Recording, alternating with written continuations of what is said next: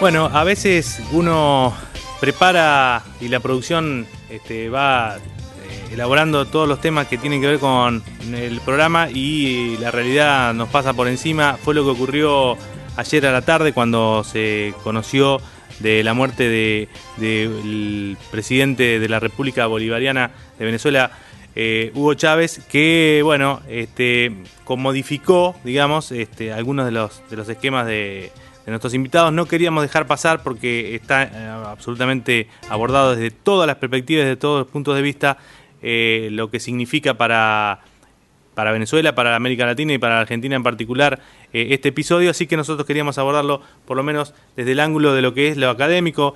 Estamos con un profesor de Derecho Internacional Público y además integrante del Instituto de Relaciones Internacionales de la Universidad Nacional de La Plata, Juan Alberto Rial. Muy buenas noches, ¿cómo le va? Buenas noches, Fabián, gracias por la invitación. Bueno, está planteado el tema, obviamente no tenemos nada más datos para aportar, no, pero sí elementos para poder hacer un análisis sobre qué implicancia tiene, de acuerdo con lo que ustedes han estudiado, digamos, en los últimos años, la presencia de Chávez en estos 15 años de historia de Latinoamérica y particularmente lo que puede llegar a pasar de aquí en más. Bueno, se trata de una crónica con un final anunciado, el de la muerte del presidente Chávez, pero no por eso una noticia de bajo impacto, todo lo contrario. De hecho, fue reflejado por todas y cada una de las publicaciones en todo el mundo, ocupando la primera plana. Y ahora se abre una etapa cosa que Venezuela no había logrado con nada, ¿no? No, ciertamente. Ciertamente.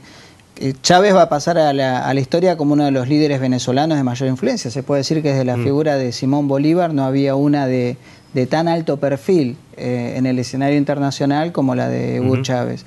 Controversial sin dudas, porque no le es indiferente a nadie, capaz de aglutinar pasiones y amores incondicionales, así como enconos irreconciliables. Exacto. De eso es uno de los temas de los cuales hay que tener mucho cuidado, porque el carisma de Hugo Chávez llevó a que el modelo sea extremadamente personalista, y es difícil imaginarse el movimiento bolivariano sin Chávez al frente.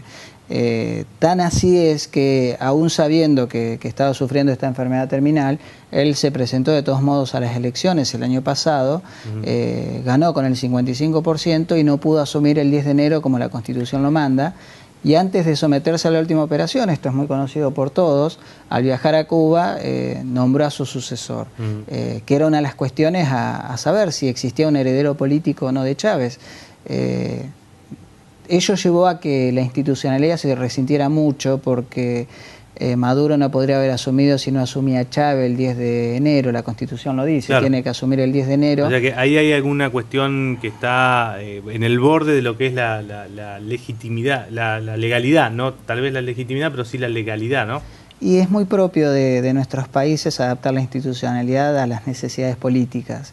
La pregunta es qué va a pasar a partir de la convocatoria de elecciones para normalizar la situación. El movimiento que creó Chávez no armó una herencia, no dejó una herencia, no armó cuadros y gente como para, llegado el caso de no estar Chávez o para más adelante, tener garantizada con ese esquema la continuidad del proceso. Lo que pasa es que los dos cuadros más importantes después de Chávez son cuadros que no comparten la línea ideológica, podríamos decirlo de esta forma.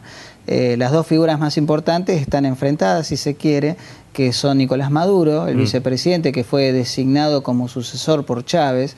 Él mismo, cuando partía hacia Cuba para someterse a la última operación, señalaba que tenía que asumir la presidencia, y en caso de que él no pudiera completar el mandato, era la persona a quien votar. Desde el fondo del corazón, lo dijo Chávez textualmente antes de subir al avión.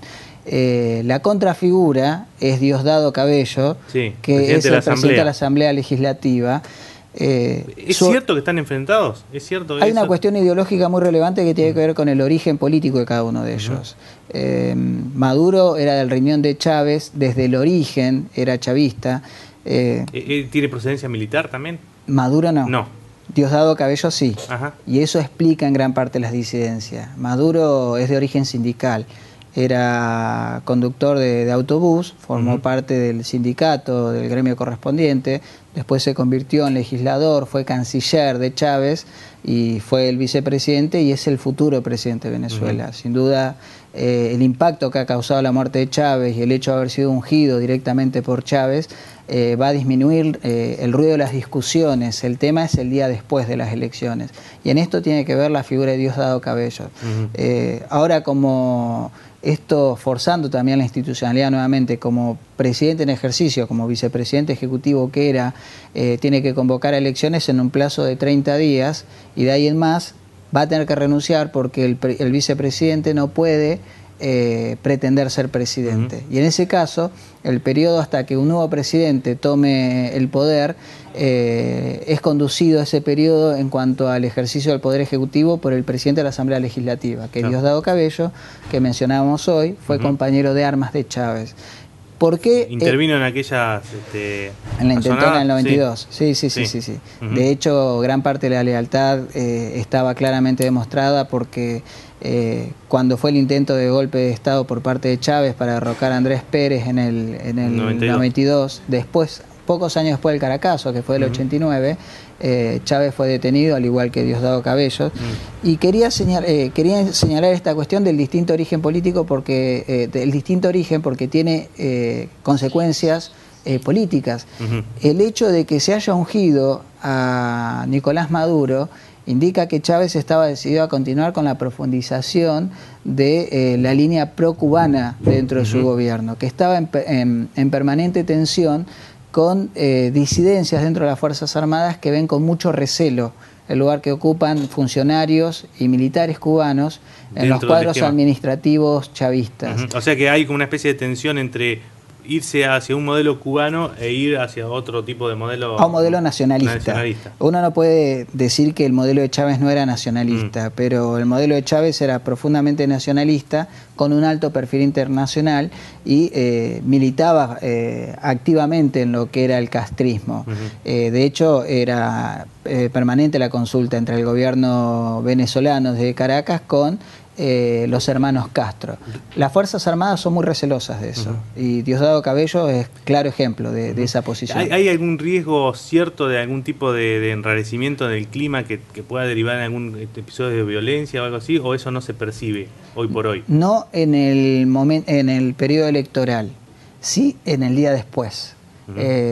Pensemos que el modelo chavista, al ser tan carismático, aglutinó todo alrededor de la imagen de Hugo Chávez, que tenía, digamos, grandes dotes de político, con un ejercicio férreo del control del mando por su origen militar. En ese caso podía comulgar y mantener disciplinados los cuadros estrictamente políticos y también a las Fuerzas Armadas.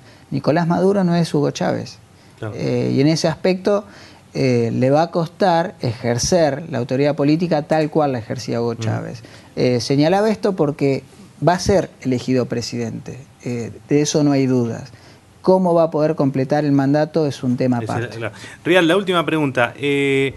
¿Existen datos objetivos, digamos, o se puede hacer un análisis en base a datos que uno puede considerar que es lo más objetivo posible para establecer una Venezuela pre y una Venezuela post-Chávez y decir, bueno, en esto no hay duda de que cambió para bien o para mal? Y en ese caso, ¿cuáles serían los 2 o 3 datos fundamentales, digamos? Estoy pensando tal vez en el tema de la pobreza, en el tema del Producto Bruto, digamos, datos así muy fríos que puedan llegar a dar magnitud para desmitificar si es todo relato o también hay casos de la realidad. Como pasa muchas veces, los datos objetivos nos dan, digamos, sabores agridulces, porque hay datos muy positivos, pero hay datos muy negativos también en la realidad venezolana. Es cierto, antes de haber asumido el poder Chávez y haberlo ejercido durante 14 años, los índices de pobreza llegaban a cerca del 44%. Él lo redujo a algo menos del 23%, sacó un índice muy importante de la pobreza y lo incorporó al mercado. Por otro lado, prácticamente triplicó el PBI. durante su mandato, pero esto también se explica por los importantes momentos que tuvo el boom petrolero, que también va a explicar los problemas económicos con los cuales Venezuela se va a encontrar en el momento post-Chávez, porque antes de Chávez cerca del 73% de las exportaciones venezolanas se explicaban en el petróleo, después de Chávez cerca del 96%. O sea que es más dependiente del petróleo todavía. Venezuela... O sea, no logró una industrialización que no sea vinculada con la actividad económica del petróleo. Venezuela importa prácticamente todo lo que consume, salvo el petróleo. Y el petróleo es consumido por los venezolanos altamente subsidiado. De hecho, es más barato comprar una botella, es más barato llenar el tanque del auto en Venezuela, ¿no?, que comprar una botella de agua mineral. Y eso explica también cómo se volcó Chávez al Mercosur. El Mercosur era la salida que podía encontrar justamente para dar respuesta a las necesidades domésticas. Venezuela estaba prácticamente desabastecida de los insumos básicos y eso se resintió mucho durante la confrontación con Colombia. Todos los alimentos que se consumen en Venezuela provienen de Colombia. Y Colombia prácticamente todo el petróleo que consume viene de Venezuela. A su vez está altamente endeudada Venezuela, tiene un déficit público muy importante porque en Venezuela se estatizó todo, desde la producción petrolera hasta los mercados. Y eso se hizo en un momento en el cual el barril del petróleo estaba con un precio cercano a los $200. Claro. Hoy está más cerca de los 100. Juan Alberto Rial, abogado y secretario del Instituto de Relaciones Internacionales de la Universidad de La Plata, muchísimas gracias por haber venido. No, por favor, un placer, Fabián, a su disposición. Muy bien, nosotros seguimos en un ratito nada más, no se vayan.